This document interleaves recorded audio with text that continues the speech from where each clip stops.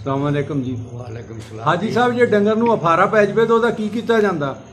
ਉਹਦਾ ਜੀ ਜਿਹੜੇ ਆਲੂ ਆ ਨਾ ਕੱਚੇ, ਕੱਚੇ ਆਲੂ ਉਹ ਤਕਰੀਬਨ ਵੱਡੇ ਜਾਨਵਰ ਨੂੰ ਅੱਧਾ ਕਿਲੋ, ਬੜੇ ਜਾਨਵਰ ਨੂੰ ਅੱਧਾ ਕਿਲੋ, ਜਿਹੜਾ ਉਹਦੇ ਤੋਂ ਛੋਟਾ ਹੈ ਉਹਨੂੰ ਇੱਕ ਪਾ, ਜਿਹੜਾ ਬੱਕਰੀ ਲੇਲਾ ਭੇਡ ਦਾ ਜਾਂ ਭੇਡ ਹੈ ਹਾਂਜੀ ਉਹਨੂੰ ਤੁਸੀਂ ਅੱਧ ਪਾ ਦੇ ਦਿਓ। ਉਹਨੂੰ ਅੱਧ ਪਾ ਦੇ ਦੀ। 15 ਤੋਂ 20 ਮਿੰਟ ਬਾਅਦ ਉਹ ਜਿਹੜਾ ਅਫਾਰਾ ਹਵਾ ਅੰਦਰ ਹੋਏਗੀ ਉਹ ਬਿਲਕੁਲ ਖਾਰਜ ਹੋ ਜਾਏਗੀ, ਬਿਲਕੁਲ ਠੀਕ ਹੋ ਇਹ ਜਾਏਗੀ। ਕਿੱਦਾਂ ਦੇਣੇ ਆ? ਕੱਟ ਕੇ ਉਬਾਲ ਕੇ? ਨਹੀਂ ਉਬਾਲ ਕੇ ਨਹੀਂ, ਕੱਚੇ ਦੇਣੇ। ਅੱਛਾ, ਕੱਚੇ ਆਲੂ ਕੱਟ ਕੇ ਉਹਦੇ ਅੰਦਰ ਕਰ ਦੇਣੇ ਆ। ਹਾਂਜੀ ਹਾਂਜੀ ਬੱਕਰੀ ਵਾਸਤੇ 2 ਆਲੂ ਹੋਣ, ਹਾਂਜੀ ਮਤਲਬ ਉਹ ਕੋਈ ਛਟਾਂਕ 2 ਛਟਾਂਕ ਇਦਾਂ ਦੱਸੋ। ਜੀ ਜੀ ਅੱਧ ਪਾ ਤਕਰੀਬਨ ਹੋਣਾ। ਅੱਧ ਕਪਾ ਜਿਹੜੇ ਆ ਨਾ ਜੀ 2 ਹਾਂਜੀ। ਛਟਾਂਕ ਬੱਕਰੀ ਵਾਸਤੇ, ਜੀ ਅੱਧ ਪਾ ਸੌਰੀ ਪਾਈਆ ਹੋ ਜਾਣ ਛੋਟੇ ਜਾਨਵਰ ਵਾਸਤੇ, ਹਾਂਜੀ 2-2.5 ਮਣ ਦਾ 2-2.5 ਮਣ ਦਾ, ਜਿਹੜਾ ਵੱਡਾ ਹੋਵੇ ਉਹਦੇ ਵਾਸਤੇ ਅੱਧਾ ਅੱਧਾ ਕਿਲੋ ਕਿਲੋ ਉਹ ਦੇ ਦਿਓ। ਇਹ 10 ਤੋਂ 15 ਮਿੰਟਾਂ ਬਾਅਦ ਹਵਾ ਫਰਕ ਜਾਨਵਰ ਬਿਲਕੁਲ ਫਿੱਟ ਫਾਟ ਠੀਕ। ਜੀ ਠੀਕ ਹੋ ਗਿਆ ਹਾਜੀ ਸਾਹਿਬ, ਬਹੁਤ ਬਹੁਤ ਸ਼ੁਕਰੀਆ ਜੀ।